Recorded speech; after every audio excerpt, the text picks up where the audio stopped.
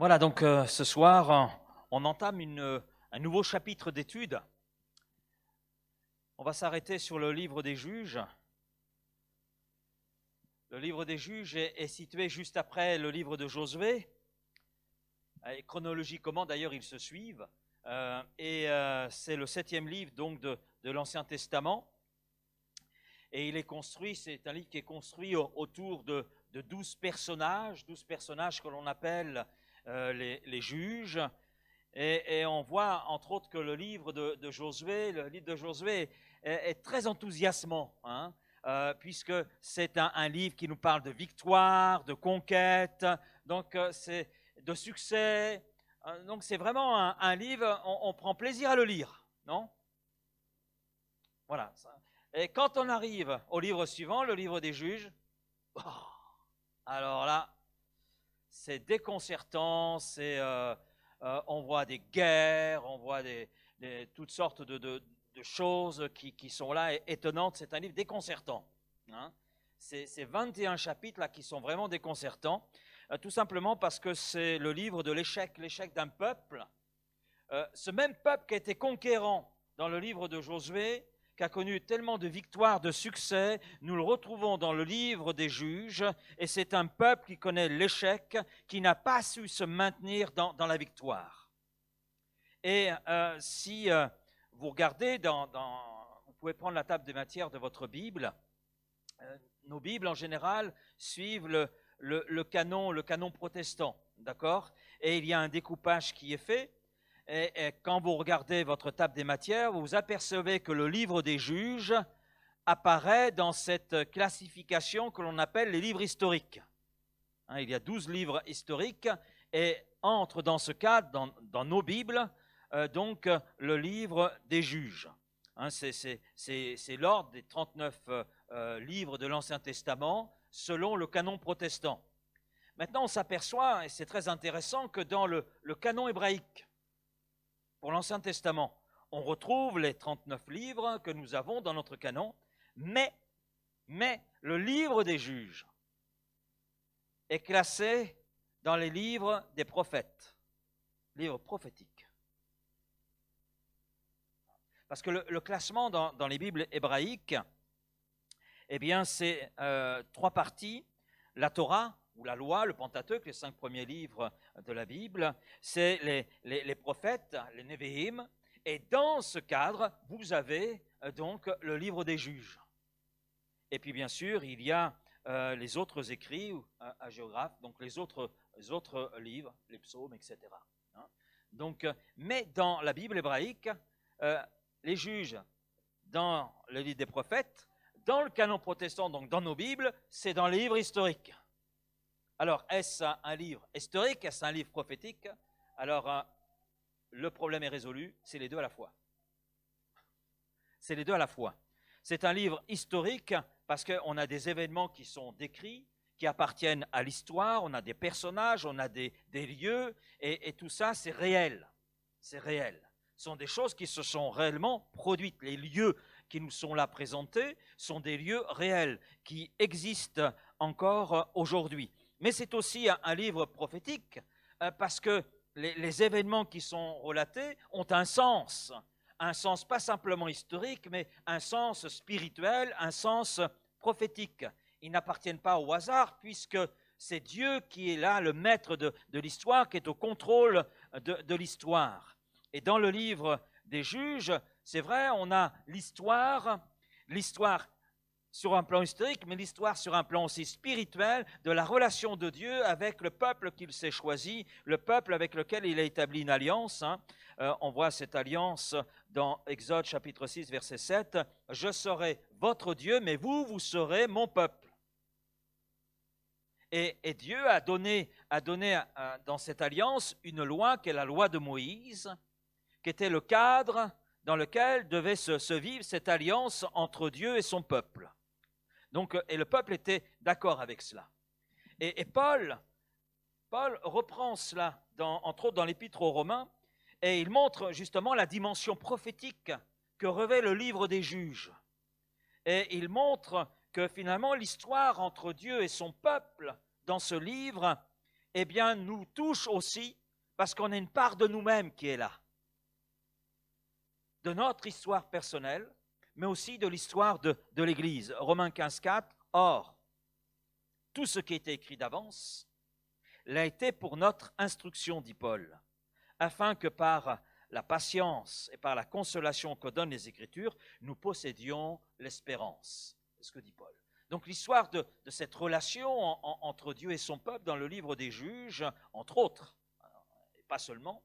Donc c'est un miroir pour nous. Nous y retrouvons une part de notre histoire, une part aussi de notre comportement, de notre attitude, mais également dans cette histoire qui est là, qui a une dimension prophétique, puisqu'on y retrouve aussi la relation entre Dieu et son Église. Et je dirais, c'est mon opinion, elle m'appartient, vous n'êtes pas obligé de la partager, mais c'est mon opinion, je dirais que le livre des Juges est certainement la description la plus flagrante de l'état de l'Église aujourd'hui, de l'état dans lequel l'Église se trouve aujourd'hui. On a un miroir qui est là saisissant. Je ne sais pas si vous avez commencé à lire le livre des Juges. Je vous invite à le lire d'une traite une première fois, puis ensuite de revenir chapitre par chapitre. Mais j'ai été saisi par cela, mais je dis, mais Seigneur, on a une description de l'état de l'Église aujourd'hui, de l'état du peuple de Dieu aujourd'hui. Et ça, c'est quelque chose qui m'a saisi, et vous allez comprendre tout cela au fil de notre étude. Ce qui fait également que ce livre est un livre prophétique, c'est la présence et l'action du Saint-Esprit. Souvent, on oublie cette notion quand on regarde certains livres de l'Ancien Testament, mais le Saint-Esprit est là. Le Saint-Esprit est là. Il est là agissant. Et il y a 7 références au Saint-Esprit, en plus du nom de Dieu qui est utilisé, Yahweh, qui est utilisé, je ne sais plus combien de fois, mais de nombreuses fois. Donc, au-delà du nom de Dieu qui est utilisé, qui nous parle du Père, du Fils et du Saint-Esprit, comme nous l'avons vu dans notre étude de la Trinité, il y a 7 références spécifiques et fondamentales concernant le Saint-Esprit.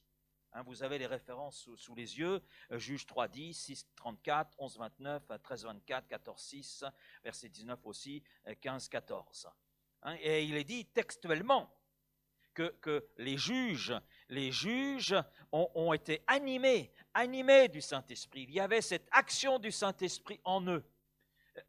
On connaît l'histoire de Samson, du moins dans les grandes lignes, et plusieurs fois il est dit « saisi par l'Esprit ». Samson saisi par l'Esprit, animé par le Saint-Esprit. Donc on voit cette présence qui est là et qui n'est pas par hasard. Il y a à travers tout cela une dimension prophétique.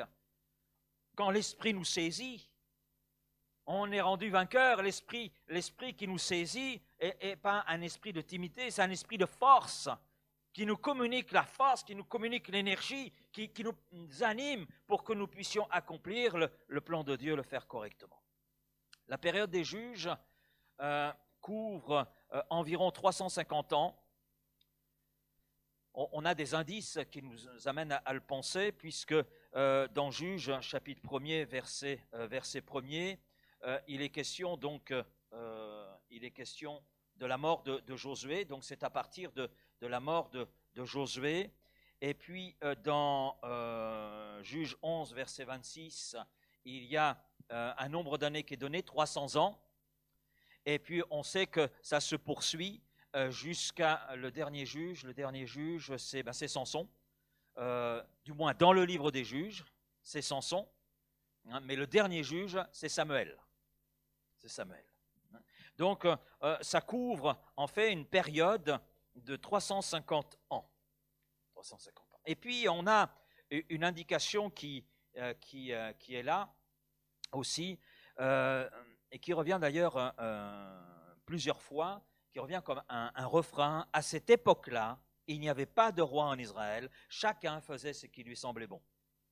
Donc c'est comme un refrain que ça revient, cette parole, et c'est pour nous montrer finalement que ce livre a été rédigé après l'instauration de la monarchie en Israël. Donc ça correspond à la période de Samuel. Parce que c'est avec Samuel que l'on voit la mise en place d'un roi, le peuple demande un roi, et ils sont là, suppliant Samuel de leur donner un roi, et Dieu dit, Samuel, ok, on y va, mais ils vont apprendre de quoi il s'agit. De quoi il s'agit. Hein, et donc, c'est Saül qui a été le premier roi. Donc, ces indications-là nous montrent finalement que le rédacteur a vécu après cette période, tout en la connaissant bien, en faisant un rapport suffisamment précis, conduit bien sûr sous l'inspiration du Saint-Esprit, et la majorité des commentateurs et le Talmud, tradition juive, nous dit que c'est Samuel, donc le dernier juge, et celui qui a connu le début de la monarchie, donc qui aurait écrit le livre des juges. Donc il aurait écrit également les 2 livres qui portent son nom, 1 Samuel et 2 Samuel, et c'est lui aussi qui aurait écrit le livre de Ruth. Alors c'est vrai que rien ne permet de l'affirmer, on a des indices, mais rien ne permet non plus de contredire cette hypothèse. Donc, et elle est tout à fait plausible et logique. Alors ces 350 ans des juges sont marqués par quoi? Vous avez lu les premiers chapitres, hein, ça apparaît dès le début d'ailleurs. Hein. Qu'est-ce que vous avez retiré de la lecture des premiers chapitres? Qu'est-ce qui est marquant? L'abandon de Dieu, tout à fait. Hein. Et le thème principal de ce livre, le thème principal, c'est celui du rejet de l'autorité de Dieu. C'est ça le thème principal. Hein. Alors, on va mettre le PowerPoint, vas-y. Il n'y a qu'une partie. Clique dessus, tac, encore, tout va apparaître. Vas-y. Voilà. Donc, rapidement, c'est la chronologie du peuple d'Israël. Donc, vous avez les patriarches, à peu près 300 ans. Vous avez l'esclavage en Égypte, 400 ans. Donc, Moïse, le libérateur. Ensuite, il passe le témoin à Josué. D'abord, il y a les 40 ans dans le désert. Et puis, il y a Josué qui se situe entre le désert et les juges. Et puis, il n'y a pas de successeur à Josué. Il n'y a pas de successeur. Mais le peuple est invité à marcher selon la loi de Dieu, à se confier en Dieu. Donc on a toute cette période des juges, 350 ans, donc qui se situe environ à 10 ans près, vers 396 à 1050 avant Jésus-Christ. Hein. Donc, et ensuite, on a la royauté Israël, avec le premier roi Saül, ensuite il y a David, Salomon, et puis avec les Roboam et Jéroboam, il y a une division du royaume. On parle du royaume du nord, Israël, du royaume du sud, Juda, 330 ans, l'exil à Babylone, 70 ans, et ensuite 500 ans qui se poursuivent avec Juda. Voilà. Ça, c'est pour votre instruction. Voilà. Mais ce qui caractérise cette période, les juges, c'est vraiment un rejet de Dieu. Un rejet de Dieu. Et quand on regarde un petit peu l'ensemble du livre des juges, on s'aperçoit que ce rejet, on va dire, s'amplifie et conduit le peuple à se dégrader de plus en plus. Quand on voit le début, ok, on voit la désobéissance d'Israël qui se manifeste sur un plan politique d'ailleurs, le refus de conquérir toute la terre promise, et puis ça se poursuit avec une désobéissance qui touche le domaine spirituel. On en arrive à l'adoration de divinités, des divinités de ces peuples qui n'ont pas été chassés. Et puis après, on arrive à ce corps principal du livre des juges qui traite du ministère des juges, donc des hommes et des femmes loin du Saint-Esprit, loin par Dieu, animés par le Saint-Esprit, et qui ont été appelés pour sortir le peuple d'un esclavage. Et c'est la rédemption qui, à travers eux, est soulignée, et là, il y a une dimension prophétique. Cette rédemption, arrivant par ces juges successifs, nous parle de cette rédemption qui est à venir et qui est arrivée à travers Jésus-Christ.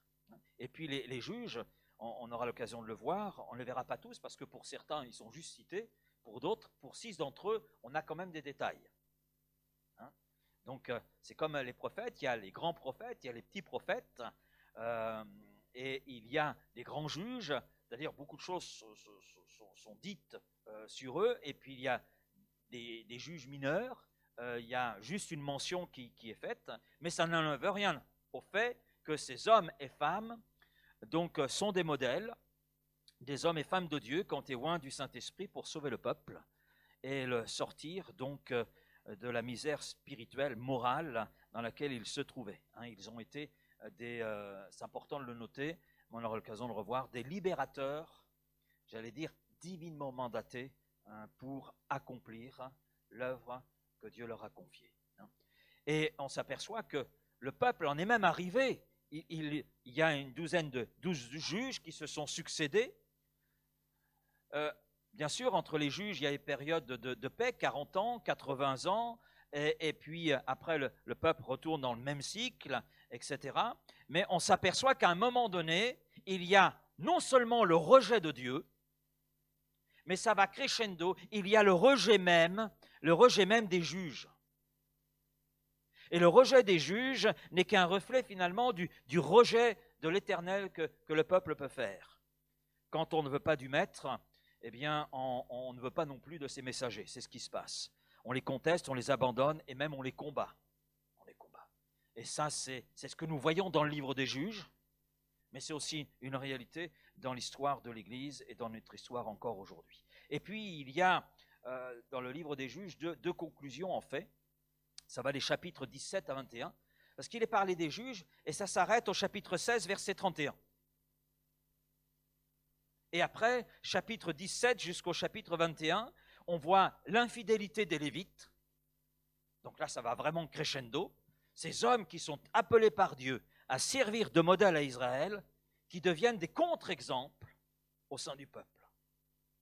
Et puis, ça se termine avec une guerre civile terrible.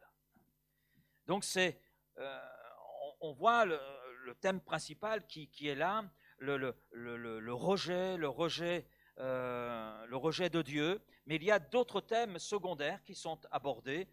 J'en ai souligné un, celui de la rédemption. C'est un thème secondaire, il est abordé, parce que s'il y a le rejet de l'autorité de Dieu qui entraîne un jugement, il y a aussi un retour à Dieu et la manifestation de la grâce de Dieu.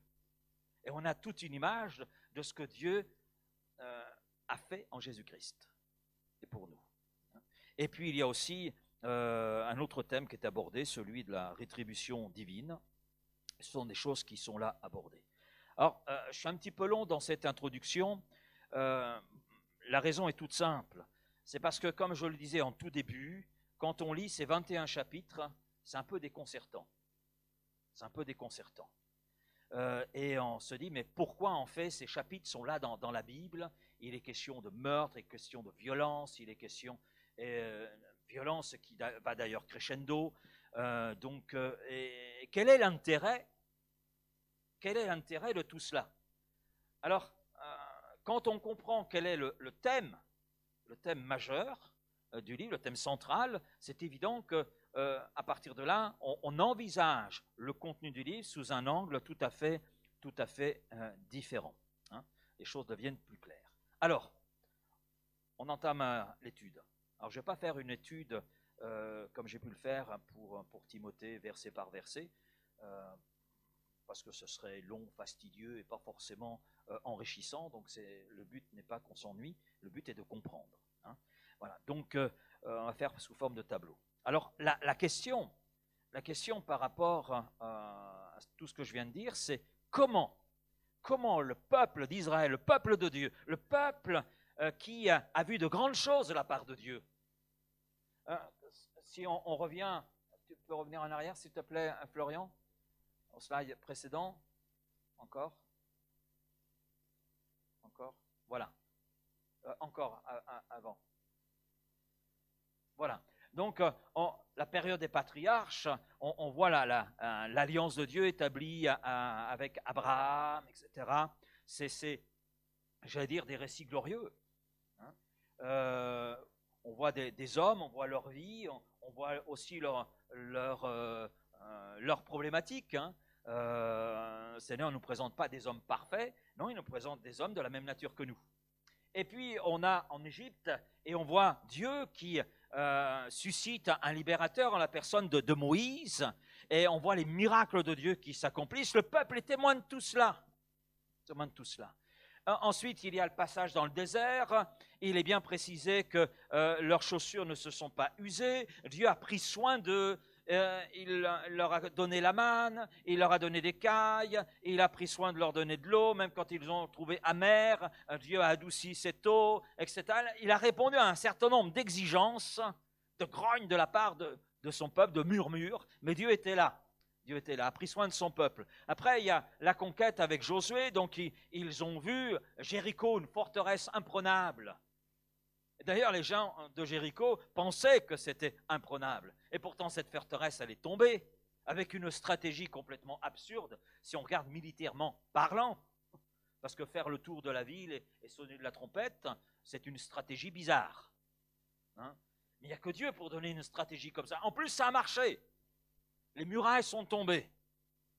Et l'archéologie nous montre que les murailles sont tombées du bon côté, permettant au peuple, sous la conduite de Josué, de gravir ces ruines pour prendre possession de Jéricho. Dieu était là, c'est évident, et ils ont vu Dieu à l'œuvre. Ils ont vu de grandes et belles choses. Alors comment ce peuple, après tout cela, en est-il arrivé à rejeter l'autorité de Dieu? Comment cela est-il possible? Comment cela est-il possible? Mais quand on regarde l'histoire de l'Église, et quand on regarde encore aujourd'hui, on retrouve exactement la même chose. On retrouve exactement le même comportement, la même attitude.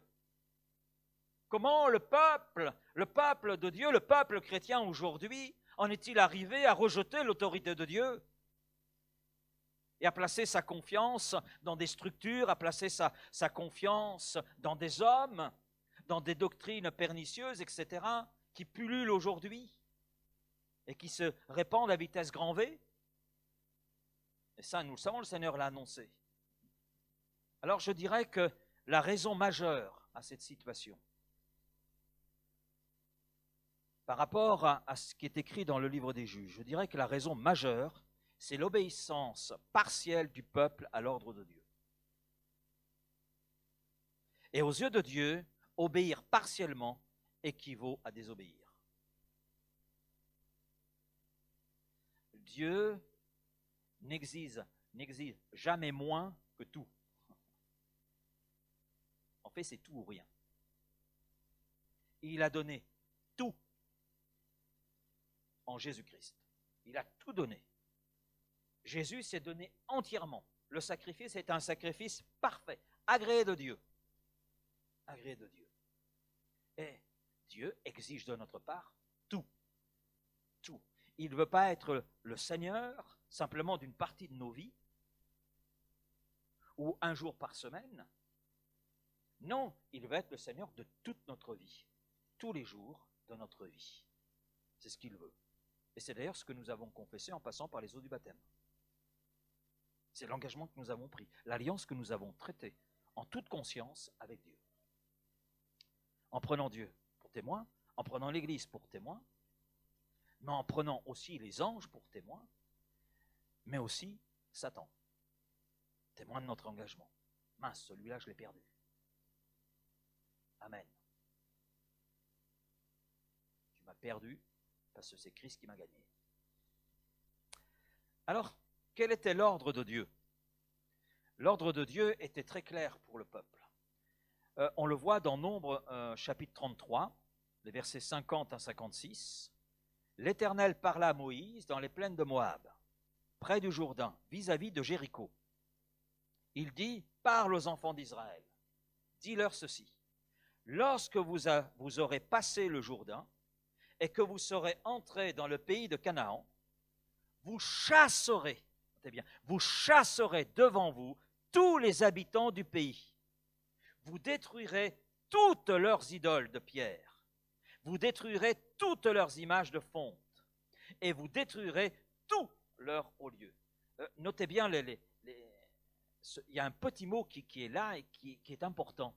Tous, tout. Dieu est précis. Et chaque mot est précis. Hein. Vous chasserez devant vous tous les habitants. Vous détruirez toutes les idoles. Vous détruirez toutes leurs images. Vous détruirez tous leurs hauts lieux. Donc c'est précis, c'est clair. Vous prendrez possession du pays et vous vous y établirez, car je vous ai donné le pays pour qu'il soit votre propriété. Non pas une copropriété, mais votre propriété. Vous partagerez le pays par le sort, selon vos familles. À ceux qui sont en plus grand nombre, vous donnerez une portion plus grande. À ceux qui sont en plus petit nombre, vous donnerez une portion plus petite. Donc c'est proportionnel à la taille de chaque tribu. Chacun possédera ce qui lui sera échu par le sort, et vous le recevrez en propriété selon les tribus de vos pères. Mais, si vous ne chassez pas devant vous les habitants du pays, ceux d'entre eux que vous laisserez seront comme des épines dans vos yeux et des aiguillons dans vos côtés. Ils seront vos ennemis dans le pays où vous allez vous établir. Et il arrivera que je vous traiterai comme j'avais résolu de les traiter. Alors, c'est clair. On comprend ce que Dieu veut dire. C'est suffisamment clair. Mais non seulement c'est dit une fois, mais nous retrouvons la même chose dans le livre de Deutéronome, et Dieu répète plusieurs fois, justement, cet ordre. Dieu insiste.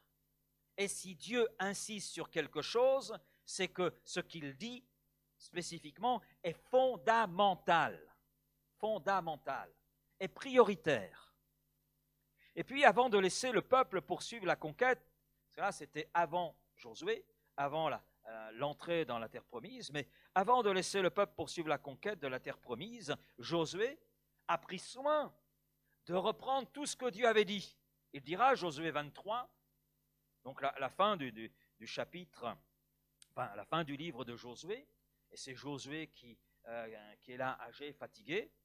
Depuis longtemps, l'Éternel avait donné du repos à Israël en le délivrant de tous les ennemis qui l'entouraient. Josué était vieux, avancé en âge. Alors Josué convoqua tout Israël. Donc tout le peuple est convoqué. Ses anciens, ses chefs, ses juges, ses officiers. Il leur dit, je suis vieux, je suis avancé en âge. Vous avez vu tout ce que l'Éternel, votre Dieu, a fait à toutes les nations devant vous. Car c'est l'Éternel, votre Dieu, qui a combattu pour vous. Voyez, je vous ai donné en héritage par le sort, selon vos tribus, ces nations qui sont restées à partir du Jourdain, et toutes les nations que j'ai exterminées, jusqu'à la grande mer, vers le soleil couchant, la mer Méditerranée. L'Éternel, votre Dieu, les repoussera devant vous, et les chassera devant vous, et vous posséderez leur pays, comme l'Éternel, votre Dieu, vous l'a dit. Et un verset important, appliquez-vous avec force à observer et à mettre en pratique tout, on retrouve le tout là, tout ce qui est écrit dans le livre de la loi de Moïse, sans vous en détourner ni à droite ni à gauche. Et il apporte des détails. Ne vous mêlez point avec ces nations qui sont restées parmi vous. Ne prononcez point le nom de leur Dieu et ne l'employez point en jurant. Ne les servez point et ne vous prosternez point devant eux. Mais attachez-vous à l'Éternel, votre Dieu, comme vous l'avez fait jusqu'à ce jour.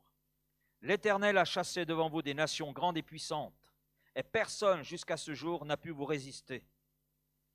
Notez bien, personne jusqu'à ce jour n'a pu vous résister. Amen. Quand Dieu est là, quand Dieu a sa place dans nos vies, nous sommes irrésistibles.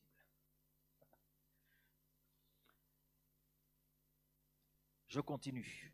Un seul d'entre vous en poursuivait 1000, un pour 1000. Imaginez le rapport. Car l'Éternel, votre Dieu, combattait pour vous. Comme il vous l'a dit, veillez donc attentivement sur vos âmes afin d'aimer l'Éternel, votre Dieu. Si vous vous détournez et que vous vous attachiez au reste de ces nations qui sont demeurées parmi vous, si vous vous unissez avec elles par des mariages et si vous formez ensemble des relations, soyez certains que l'Éternel votre Dieu ne continuera pas à chasser ces nations devant vous, mais elles seront pour vous un filet, un piège, un fouet dans vos côtés et des épines dans vos yeux, jusqu'à ce que vous ayez péri de dessus ce bon pays que l'Éternel votre Dieu vous a donné. Waouh! Alors là, c'est aussi clair que ce que Dieu avait dit à la génération précédente sous le ministère de Moïse. Donc les choses sont claires, sont précises. Et Dieu, dans sa parole, est précis. Pour ce qui est fondamental, Dieu est précis. Quand Dieu nous parle du péché, c'est précis. Quand il nous dit le salaire du péché, c'est la mort, c'est clair, c'est net, c'est précis. Quand il nous dit que Jésus-Christ est l'unique médiateur entre Dieu et les hommes, c'est précis, c'est clair. Et c'est fondamental. Maintenant, quel était le but de Dieu? Ça aussi, Dieu donne un ordre. Mais à travers cet ordre, quel était le but de Dieu? Bien, le but de Dieu était double. Le premier but était de donner à son peuple le territoire promis. Parce que c'était un territoire promis. Et comme Dieu pouvait le dire par Moïse, que tout le pays vous appartienne, qu'il devienne votre héritage. Donc il s'agissait pour le peuple de prendre possession de la totalité du pays promis. Que tous les espaces de ce territoire promis à Abraham, Genèse 15, 18, Genèse 17, 8, Genèse 33, 1, Dieu a donné une promesse à Abraham, il l'a renouvelée à plusieurs reprises concernant Canaan. La promesse, il l'a donnée à Isaac, la même promesse, Genèse 26, versets 2 et 3. Jacob ensuite, Genèse 35, 12. À Moïse, Exode 6, 8. À Josué, Josué 1, 6. Donc, que Dieu voulait que tous les espaces de ce territoire qu'il avait promis de génération en génération puissent être totalement sous la responsabilité de ce peuple. Mais le deuxième objectif, ou l'objectif double, c'est que le peuple sur ce territoire promis place les limites, le protégeant de l'intérieur. Non seulement en protégeant des ennemis extérieurs, mais le protégeant aussi de l'intérieur. Et qu'il n'y ait pas d'éléments susceptibles, quelque part, d'apporter du trouble au sein de ce peuple, et que la loi de Moïse soit le seul guide pour ce peuple, la seule référence pour ce peuple. C'est ce que Dieu voulait. Je vous donne l'ensemble de ce territoire. Ce territoire, je vous le donne. Tout. Prenez tout. Prenez tout. Je suis avec vous dans cette tâche. Placez les limites afin que je sois au centre, afin que je sois au cœur de ce territoire et que vous connaissiez la bénédiction. Parce que c'est le pays où coulait le lait et le miel. Ce n'est pas n'importe quel territoire que Dieu offre à ce peuple. Alors la question, est-ce que le peuple a obéi à Dieu? Est-ce que le peuple a obéi à l'ordre de Dieu? Non. L'obéissance n'a été que partielle. Et pourtant, Josué met en garde son peuple. Ne vous mêlez point avec ces nations qui sont restées parmi vous. Donc déjà, avec Josué, les choses n'ont pas été faites dans leur totalité. Et comme nous l'avons lu, ne prononcez point le nom de leur Dieu, ne l'employez point en jurant, ne les servez point, ne vous prosternez point devant eux. Et dans Juges, là on arrive au livre des Juges, chapitre 2, verset 1. Un envoyé de l'Éternel monta de Gilgal à Bokim et dit, je vous ai fait monter hors d'Égypte. Il y a un petit rappel. Je vous ai amené dans le pays que j'ai juré à vos pères de vous donner. Donc ça veut dire, souvenez-vous de tout le parcours qui était le vôtre et combien Dieu a manifesté sa fidélité, sa bonté à votre égard. C'est ce que ça veut dire. Et je crois qu'il est bon parfois de se souvenir de ce que Dieu a fait dans nos vies. Comment Dieu a été fidèle dans notre marche. Et parfois nous n'avons pas toujours été fidèles, mais lui est demeuré fidèle. Et parce qu'il est demeuré fidèle, parce qu'il ne se renie pas, eh bien nous avons été au bénéfice de cette fidélité. Et puis, cet envoyé de l'Éternel continue. J'ai dit, jamais, jamais je ne romprai mon alliance avec vous. Jamais je ne romprai mon alliance avec vous. C'est l'envoyé de l'Éternel, donc c'est l'Éternel qui parle. Et vous, vous ne traiterez point alliance avec les habitants de ce pays. Vous renverserez leurs autels. Et là, mais, ajoute cet envoyé, vous n'avez point obéi à ma voix. Pourquoi avez-vous fait cela? J'ai dit alors, je ne les chasserai point devant vous, mais ils seront à vos côtés, et leurs dieux vous seront un piège. Alors quand on voit tout cela, Dieu, à travers le livre des Juges, nous parle. Nous sommes d'accord, je pense, ce soir, pour dire que toute l'Écriture est inspirée de Dieu. Elle est soufflée par Dieu. Donc, même les textes déconcertants, comme le texte que nous avons dans le livre des Juges, a été inspiré de Dieu. Et il a été voulu par Dieu. Et ce qui est écrit est donc utile. Utile pour nous enseigner. Amen. Utile aussi pour nous convaincre. C'est aussi le but de la parole de Dieu. 2 Timothée, chapitre 3, le verset 16-17. Et le but de Dieu, c'est que nous soyons des hommes et des femmes matures dans la foi. En d'autres termes, que nous ne ressemblions pas à ce peuple au temps des juges. Donc, ce qui veut dire que le livre des Juges est inspiré de Dieu.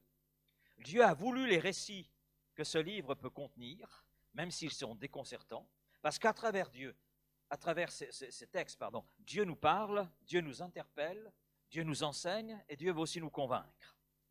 Donc, il y a, on voit, dans ce livre des Juges, une dimension prophétique, parce que Dieu, à travers ce livre, nous rejoint aujourd'hui. Et l'accent, vous avez remarqué, est placé ici, dès le début, placé sur l'obéissance. Et au regard de ce qui est dit du peuple d'Israël, ça m'interpelle. Et ça me conduit à examiner la qualité de mon obéissance.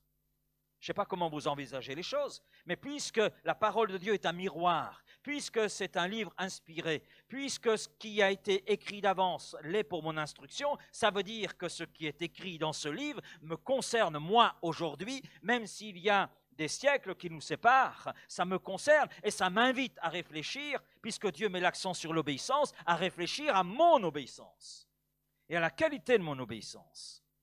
Et nous savons, par les textes bibliques, que l'obéissance est essentielle aux yeux de Dieu. On le voit dans le premier livre de Samuel. L'obéissance vaut mieux que tous les sacrifices. Tout ce que l'on peut faire, tout ce que l'on peut produire aux yeux de Dieu, s'il n'y a pas l'obéissance, mais c'est du vent. C'est du vent. Et ça n'impressionne pas Dieu. C'est pour ça qu'un service, si bon soit-il, ou quoi que ce soit, ne remplacera jamais l'obéissance que nous devons à Dieu.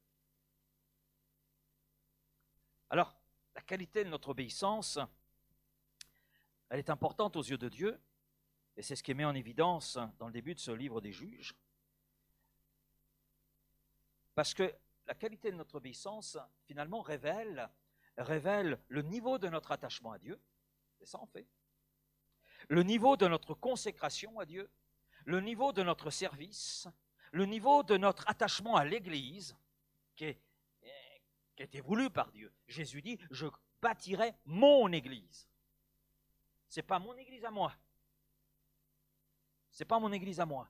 L'église de Vitrolles, l'église locale de Vitrolles, elle appartient à Christ. C'est lui qui bâtit son Église. Nous ne sommes que des pierres vivantes dans cet édifice qu'il construit sur cette ville. Amen. Et puis, la qualité de notre obéissance révèle aussi le niveau de notre amour de Dieu et de sa parole. Et par rapport à ce point précis, l'amour de Dieu, souvent on détache l'amour de l'obéissance. On fait comme une séparation. On voit difficilement le lien qu'il y a entre les deux. Oui, Dieu est amour. Amen. Amen. Oui, Dieu nous aime. Alléluia. Nous sommes aimés de Dieu. Et Dieu a prouvé son amour à travers le don de Jésus. Oui, nous sommes aimés de Dieu. Mais nous, de quel amour l'aimons-nous? comment révélons-nous que nous aimons vraiment Jésus? Est-ce que vous êtes déjà posé la question? Comment révélons-nous que nous aimons vraiment Jésus? Que faisons-nous pour montrer que notre amour pour Christ est réel? Laurent, qu'est-ce que tu fais pour montrer que ton amour pour Christ est réel? Alors, on pourrait répondre en énumérant un certain nombre de choses qui montrent que nous aimons Jésus. Assister régulièrement aux réunions de l'église locale, servir dans l'église locale et participer au ministère, aider des personnes dans le besoin, lire notre Bible, prier quotidiennement. Toutes ces choses sont bonnes. Amen. Mais est-ce que ces choses que je viens d'énumérer, vous pouvez en énumérer d'autres, est-ce que ces choses prouvent la profondeur de notre amour pour Christ? Est-ce que ça, c'est une preuve? Je peux très bien assister aux réunions, je peux très bien venir au culte, réunions de prière, par formalisme. Par formalisme. Je peux très bien faire un service par formalisme. Par formalisme. Etc., etc. Lire la Bible sans rien retenir. Ça rentre d'un côté, ça sort de l'autre. Je peux prier sans être convaincu que Dieu entend ma prière. Et il y a une façon de montrer notre amour pour Christ, et c'est Christ lui-même qui nous montre le chemin. Et on va lire, je crois que ça va apparaître, Jean 14, verset 23. Vous lirez, vous reprendrez dans le contexte, mais je vous donnerai les notes. Voilà. Et Jésus lui répondit, si, c'est bien, hein, si quelqu'un m'aime, il gardera ma parole. On peut traduire, il obéira à ma parole. Et, par voie de conséquence, d'accord, mon Père l'aimera, nous viendrons à lui et nous ferons notre demeure chez lui. Et puis on a le côté négatif, celui qui ne m'aime pas, en fait, ne garde pas mes paroles. Il n'obéit pas à mes paroles. Et la parole que vous entendez n'est pas de moi, mais du Père qui m'a envoyé. Alors je trouve cela très, très intéressant, parce qu'en fait, Jésus lui-même, et ce n'est pas un texte unique, il y en a d'autres avec la même pensée, la même idée. Donc ce n'est pas un texte unique. On relève ici que l'obéissance est le premier signe de notre amour pour le Christ. Quand on parle du parler en d'autres langues, on dit c'est le signe initial qu'il y a le baptême dans le Saint-Esprit. Mais l'obéissance, je dirais, est le premier signe de notre amour pour le Christ. Si nous n'obéissons pas à Jésus et ne suivons pas son enseignement, c'est la preuve, la démonstration que nous ne l'aimons pas. Et le problème est encore, j'allais dire, plus profond lorsque nous regardons la profondeur du mot « obéir », gardé dans d'autres versions, utilisées par Jésus. Lorsque Jésus dit aux disciples d'obéir, il parle d'obéir à tout son enseignement. Pas une partie simplement. Jésus dira dans un autre discours, mais si nous désobéissons à un aspect de la loi, à un commandement, c'est à tous que nous désobéissons. Donc on voit que la partialité, ça n'existe pas. Dieu non, si tu obéis partiellement, c'est comme si tu n'obéissais pas du tout. Oui. Pourquoi j'obéirais pour des choses qui m'arrangent et pour ce qui me dérange, j'obéis pas? Je montre quoi? Je montre en réalité que je n'aime pas Dieu, qui n'a pas toute sa place en moi. Donc lorsque Jésus dit aux disciples d'obéir à tout son enseignement, cela veut dire de garder tout l'enseignement. De garder tout son enseignement dans notre cœur. Cela veut dire également défendre tout l'enseignement de Christ. Cela veut dire aussi prendre soin de tout l'enseignement de Christ. C'est pour ça que les traducteurs, dans certaines versions, mettent « gardera » et dans d'autres, mettent « obéira ». Parce qu'il y a ces deux notions qui sont là utilisées. Obéir, c'est garder, c'est défendre. C'est défendre. Le peuple devait entrer en possession de tout le pays et le défendre, le garder. C'était le but. Et puis, on doit en prendre soin et le partager. Et quand, c'est très intéressant, là aussi, quand on regarde ce que Jésus dit juste avant de quitter ses disciples, de remonter à la droite de Dieu le Père, dans Matthieu 28, on connaît ce texte, et il est dit, allez, faites de toutes les nations des disciples. Enseignez-leur tout ce que je vous ai prescrit. Pas une partie simplement, pas ce qui nous intéresse, mais tout. Enseignez-leur à observer tout ce que je vous ai prescrit. C'est vrai dans le partage, mais c'est vrai aussi pour nous. Je ne peux enseigner tout ce que le Seigneur enseigne si dans la mesure où moi je connais ce tout, mais dans la mesure où je le vis. Donc là, Jésus est clair dans ce qu'il demande à ses disciples et à nous aujourd'hui. Dieu demandait la même chose hier que ce qu'il nous demande aujourd'hui. Maintenant, quand on regarde ce que Jésus dit, les implications sont énormes. Comprenons ce que Jésus attend de nous quand on lit cela. Et c'est ce qui a échappé au peuple de l'Ancienne Alliance. Jésus veut que nous gardions tout son enseignement dans nos cœurs. Pourquoi?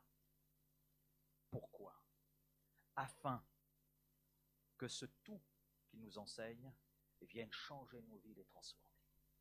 Vous connaissez Jean 17, 17. Ta parole est la vérité, sanctifie-les par ta vérité. Et cette parole est l'enseignement, c'est la parole de Dieu, c'est l'enseignement de Christ, et son enseignement, quand il est reçu dans cette totalité, change, transforme un cœur, une vie. Et puis il veut que nous défendions tout son enseignement. Pas une partie, mais tout, afin de le garder intact, afin de le garder clair, compréhensible.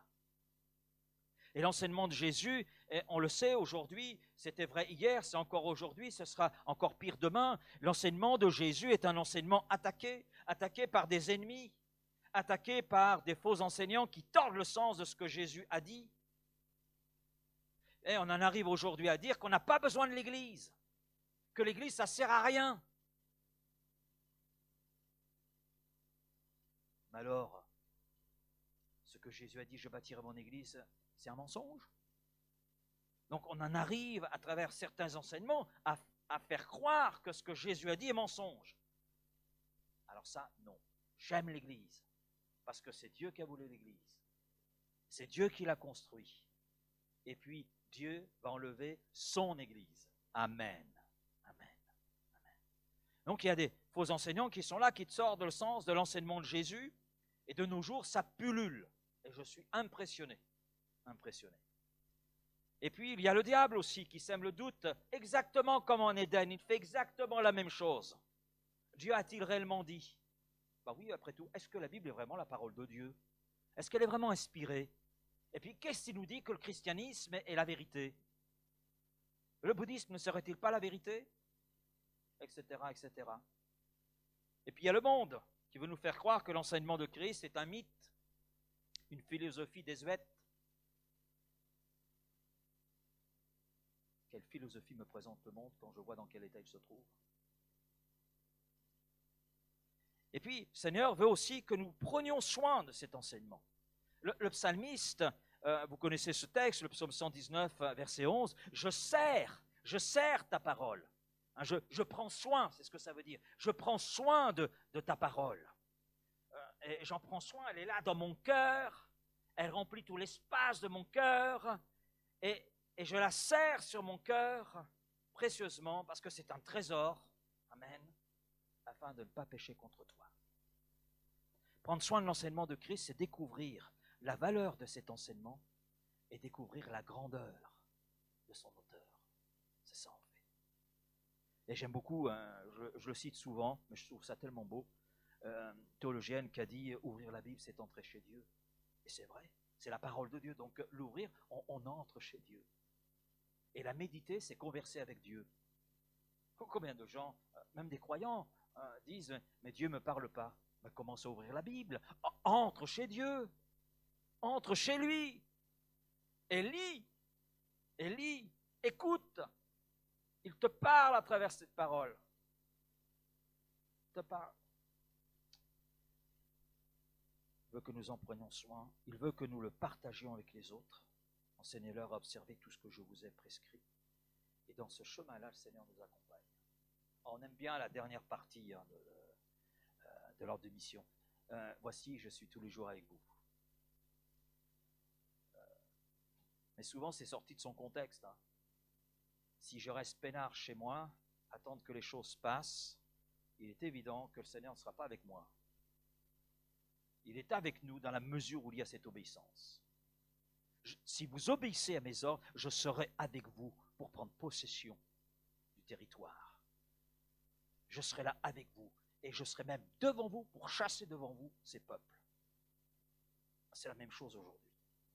Et l'obéissance, c'est plus que simplement suivre l'enseignement de Jésus, c'est lui permettre de changer notre vie.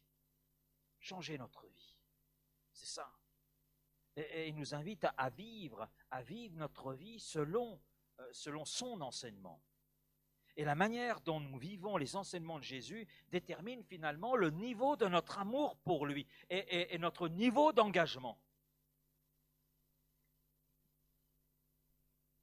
Maintenant, je reviens à ce que Jésus dit.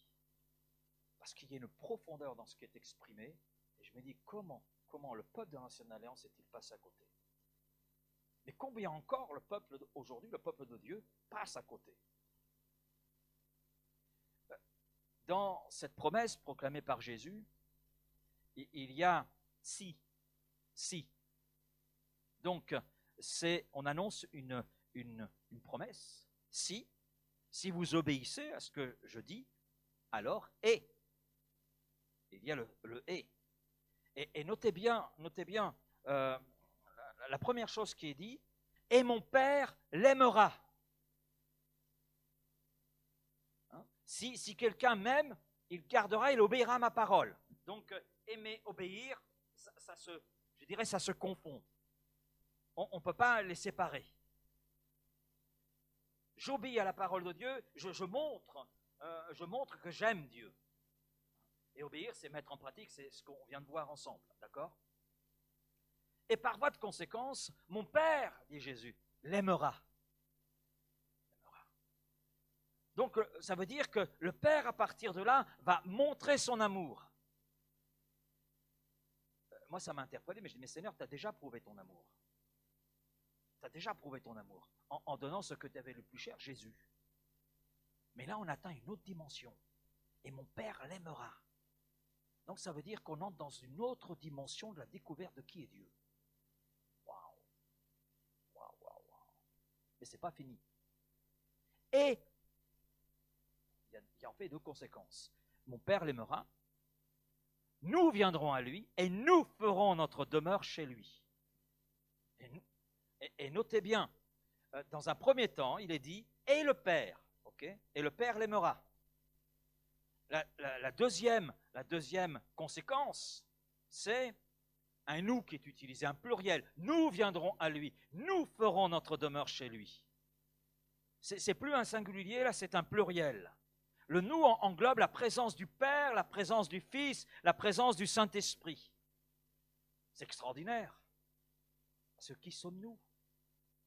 Des vases bien fragiles. Mais ce n'est pas fini.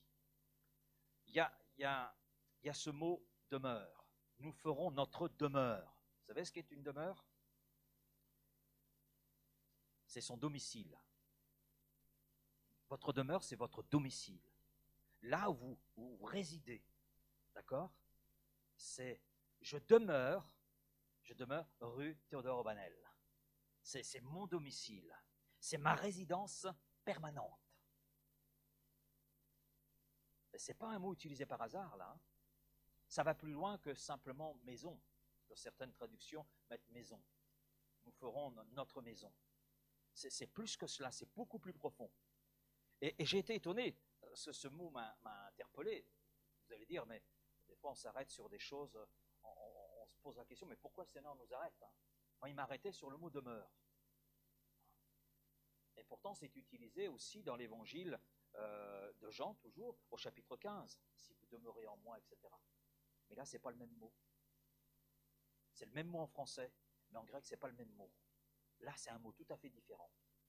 tout à fait différent. Et le mot qui est utilisé ici, notre demeure, on le trouve simplement 2 fois dans le Nouveau Testament. 2 fois.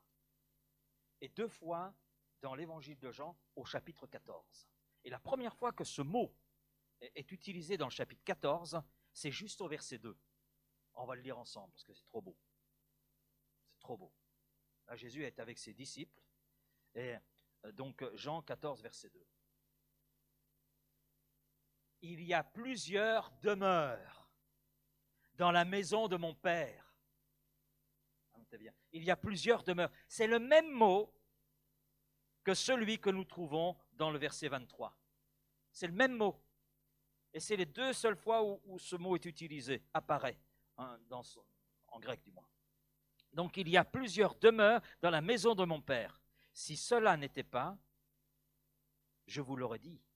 Je vais vous préparer une place. Wow.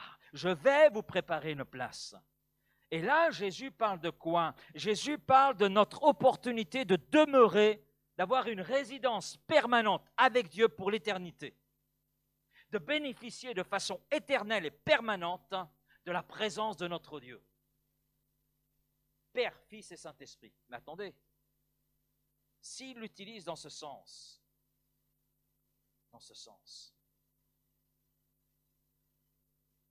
il l'utilise également dans le verset 23, nous viendrons à lui et nous ferons notre demeure chez lui.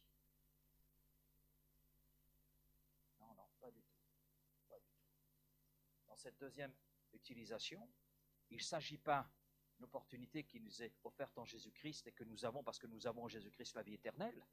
Ce n'est pas simplement pour le ciel, déjà nous faire goûter ici-bas. Nous pouvons déduire tout à fait logiquement, à la lumière de ce que Jésus dit, de son contexte, que Jésus montre que nous n'avons pas besoin d'attendre d'arriver au ciel pour habiter dans la présence de Dieu. Amen. Dieu demeure dans nos vies et nous donne un avant-goût du paradis déjà sur terre. Et c'est ce qui ressort là et qui met en évidence l'importance de l'obéissance. L'importance de l'obéissance. Et c'est ce que Dieu voulait pour le peuple de l'Ancienne Alliance. Ce que le peuple n'a pas compris ou n'a pas voulu comprendre, malgré tout ce que Dieu avait dit, malgré toutes les promesses de Dieu, tout cela leur a échappé. Tout cela leur a échappé. Et là, on a la même chose que ce qui a été dit au peuple de l'Ancienne Alliance. On est devant la même chose. Si quelqu'un m'aime, il gardera ma parole, il obéira à ma parole, et mon Père l'aimera. Il y a une dimension de l'amour de Dieu qui ne peut que découler de cette obéissance à l'égard de l'enseignement de Christ. Et nous viendrons à lui, et nous ferons notre demeure chez lui. Nous ferons notre demeure chez lui. Ça veut dire que déjà, là, hein, maintenant, ici-bas, notre cœur est le paradis. Nous vivons, ce que le Seigneur nous propose, c'est de vivre déjà cette félicité. Cette félicité. Pas simplement d'attendre, et merci pour ce qui nous est réservé. On prépare une demeure éternelle, mais nous y goûtons déjà par notre obéissance. Par notre obéissance. Amen. Et ce que Jésus dit là n'est pas unique dans Jean 14, verset 23. Parce que vous avez la même pensée qui apparaît dans Luc 6, verset 46, dans 1 Jean 5, verset 3 et 4, dans Jean 15, verset 10, on retrouve exactement la même pensée. L'amour, oui, Dieu m'aime, j'aime Dieu. Mais qu'est-ce que ça veut dire? Et comment prouves-tu que tu aimes Dieu? Le Seigneur nous montre que la preuve que nous aimons Dieu, c'est une obéissance totale. C'est à travers une obéissance totale, pas une obéissance partielle. Dieu ne s'est pas offert en Jésus-Christ partiellement, j'offre une partie de mon Fils. Non. Le Fils s'est donné totalement, entièrement. C'est un sacrifice parfait. excellent, agréé du Père. Et il y a cette marque du Père à travers la résurrection. Et aucun sacrifice ne peut égaler ce que le Fils a fait. Et qu'est-ce qui est mis en évidence concernant Jésus à travers son ministère? C'est son obéissance. C'est son obéissance. Et il a prouvé à travers son obéissance la qualité de l'amour qu'il avait pour le Père. Et on ne peut pas donner moins.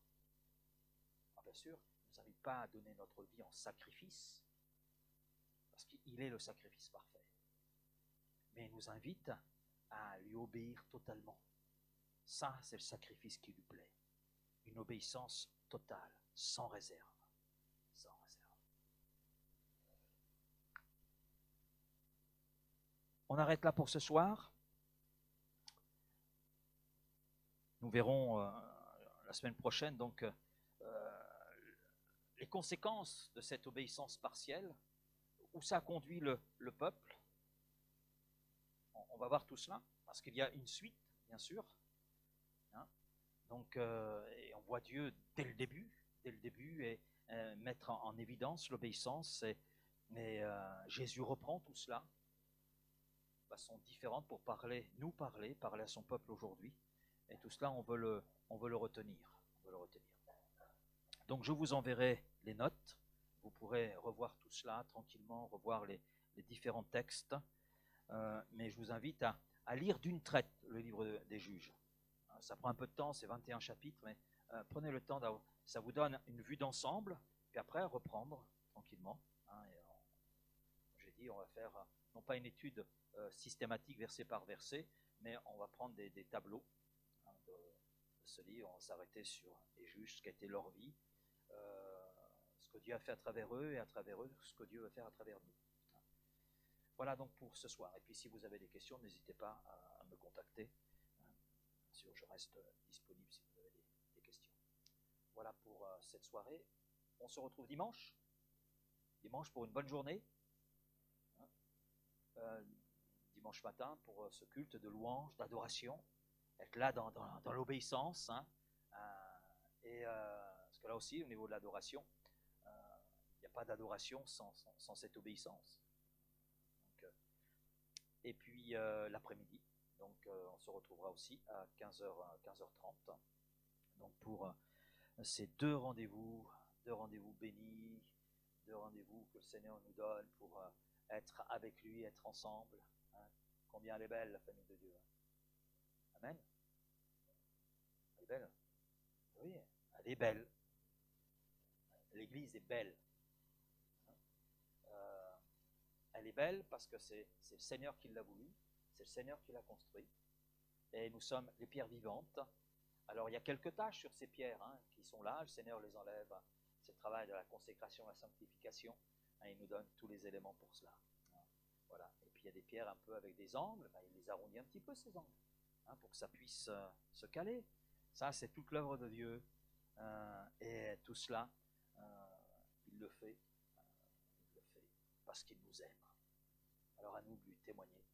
Donc cette qualité d'amour, prouvée par une obéissance qui ne soit pas partielle, mais qui soit totale. Merci Père pour cette soirée, pour cet enseignement. Nous abordons un livre qui n'est pas facile, Seigneur, déconcertant quand on le regarde comme cela, quand on le lit, on se dit mais pourquoi ce livre-là? Mais Seigneur, c'est un livre inspiré, tu l'as voulu, et Seigneur, à travers lui, tu nous enseignes. Oui Seigneur, à travers l'échec de ce peuple, tu nous montres ce que tu attends de nous, ce que tu veux de nous. Seigneur, tu nous révèles ton plan tout simplement. Alors Seigneur, merci parce que nous voulons y être attentifs et nous ne voulons pas rentrer dans ces mêmes travers que ce peuple pour connaître tout le désordre que ce peuple a connu, tous les échecs, Seigneur, mais nous voulons bien entrer dans tout ce que toi tu nous offres, le saisir, le vivre. Oui Seigneur, alors merci. Merci pour tout ce que tu veux faire dans nos vies à chacun. Oui Seigneur, on a parlé de l'obéissance et c'est pas facile. C'est pas facile. Mais Seigneur, on bénéficie de ton aide, l'aide de ton esprit, de la communion aussi fraternelle. Ce sont des éléments qui sont là que tu as mis à notre disposition pour que dans ce terrain de l'obéissance, eh bien, nous puissions te plaire et ainsi prouver que nous t'aimons. Alors merci Père, dans le nom précieux de Jésus, et je te dis Amen.